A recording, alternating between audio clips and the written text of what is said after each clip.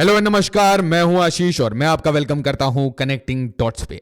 Now recently एक election होता है। इलेक्शन के जस्ट बाद आपको ये कहानी, ये रूमर्स आना शुरू हो जाती हैं कि संभल इज बर्निंग। कहानी इतनी टेंस है कि इस टाइम में उत्तर प्रदेश के संभल जिला में आपको इंटरनेट नहीं मिलेगा, स्कूल कॉलेजेस बंद हैं, आप डीजल पेट्रोल केरोसिन इसको स्टोर करके बॉटल्स में नहीं ले जा सकते अपने घर, अपनी घर के छतों में स्टोन या फिर कोई भी कंस्ट्रक्शन मटेरियल नहीं ले जा सकते। कहानी टेंस है। 4 से ज्यादा लोगों की मृत्यु हो चुकी है, कहीं 4 कहीं 5 बताया जा रहा है। वहीं पे 20 से ज्यादा पुलिसमैन वो इंजर्ड हैं। प्योर राइटिंग हुई है, राइटर्स वर्सेस पुलिस हुआ है। कहानी क्या है, शाही जामा मस्जिद से रिलेटेड क्या कंट्रोवर्सी है, इसको समझेंगे। कहानी देखिए, पॉलिटिक्स जननी होती है ऐसे किसी भी कॉन्फ्लिक्ट की।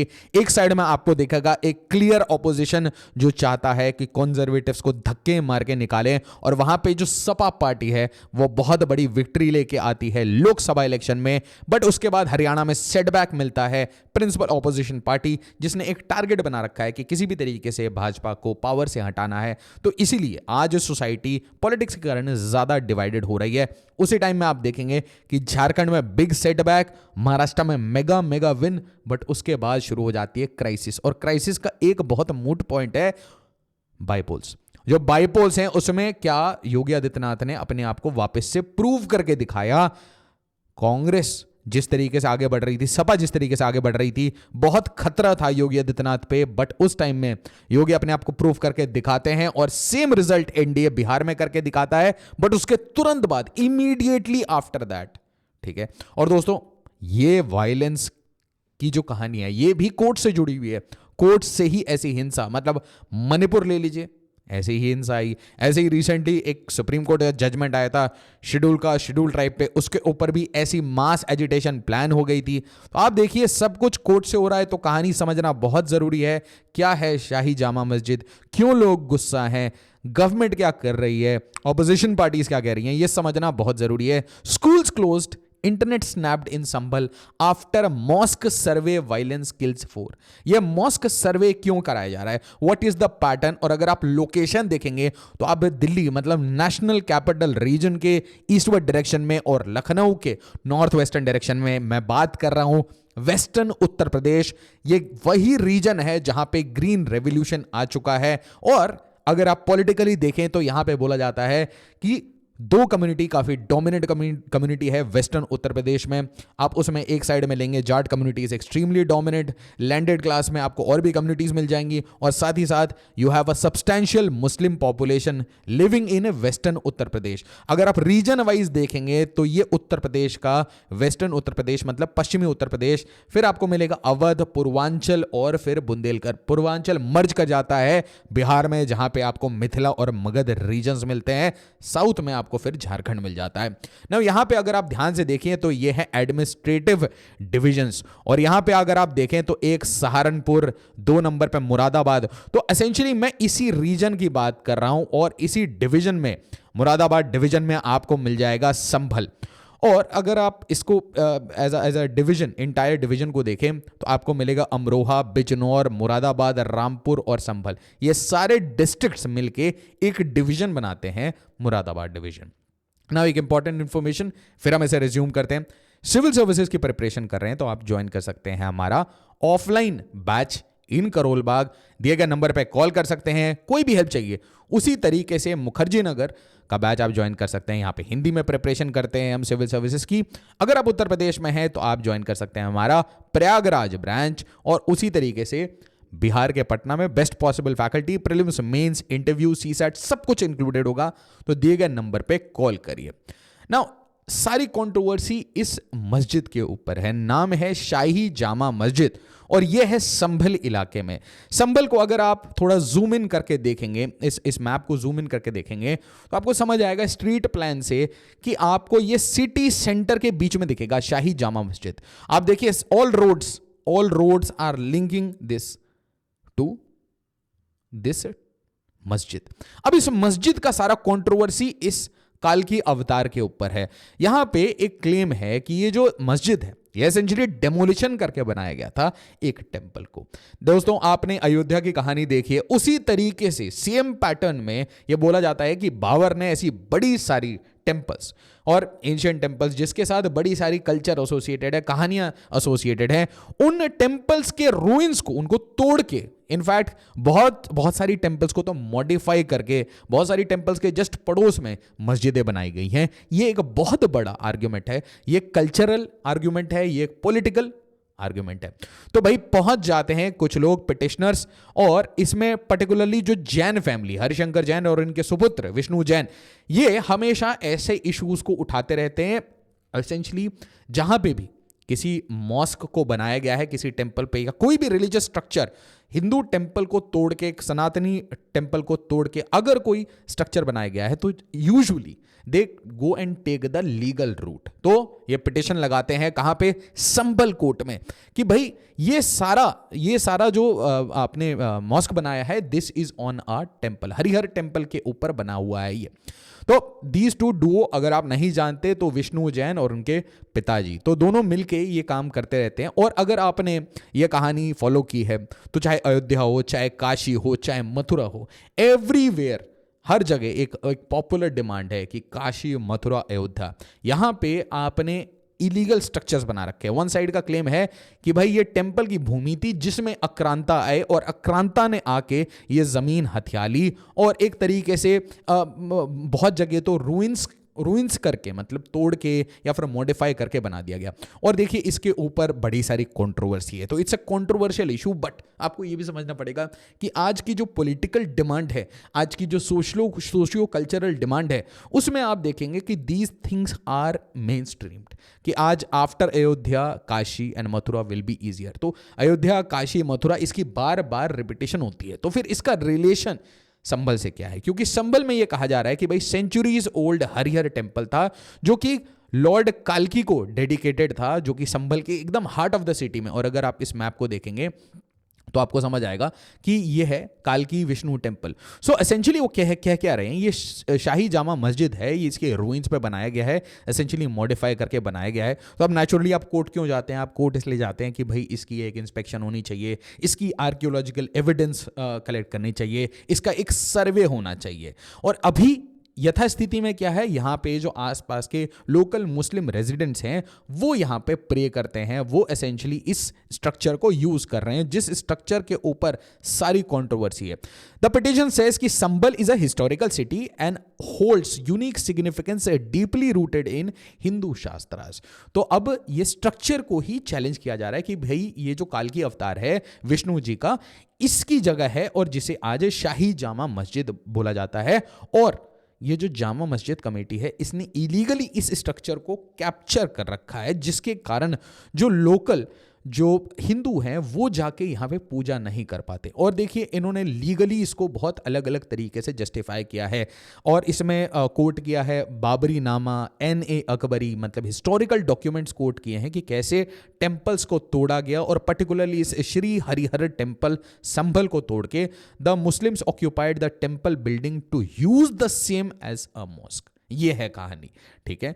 और उसके बाद ये कहते हैं कि भाई ये जो पर्टिकुलर स्ट्रक्चर है, ये कहानी ध्यान से समझिएगा, ये जो स्ट्रक्चर है ये एक ancient monument and archaeological site remains act में लिस्टेड है। और अगर ऐसी कोई एंशिएंट मॉन्यूमेंट या आर्कियोलॉजिकल साइट है तो इसका मतलब इन जनरल सारी पब्लिक को इसका एक्सेस होना चाहिए, राइट। किसी एक पर्टिकुलर धर्म या प्रजाति को सिर्फ एक्सेस नहीं होना चाहिए।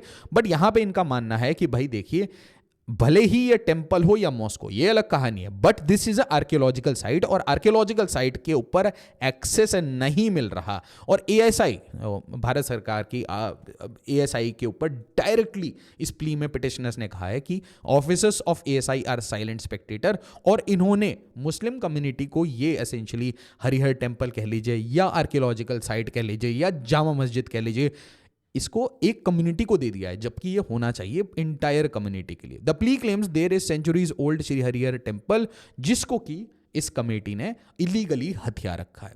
तो अब ये कह क्या रहे हैं, व्हाट दे आर आस्किंग, ये कह रहे हैं कि भाई हमें एक सेफ पैसेज चाहिए। सबसे पहले हमें एक सेफ पैसेज चाहिए कि आप इसको श्री हरिहर टेंपल बोलें या इसको जामा मस्जिद कहें, ठीक है, ये आपका अपना चॉइस है, but this is archaeological site और कोई एक पर्टिकुलर कम्युनिटी, कोई एक पर्टिकुलर ग्रुप इसके ऊपर हस्तक्षेप नहीं कर सकता, इसकी ओनरशिप नहीं क्लेम कर सकता। और इसीलिए यूनियन गवर्नमेंट और ईएसआई को हस्तक्षेप करके और कोर्ट को ऑर्डर पास करना चाहिए कि गिव अस, देखिए, permanent injunction restraining the defendant, their officers, workers and every person acting under them for creating any hurdle और ऑब्स्टिकल।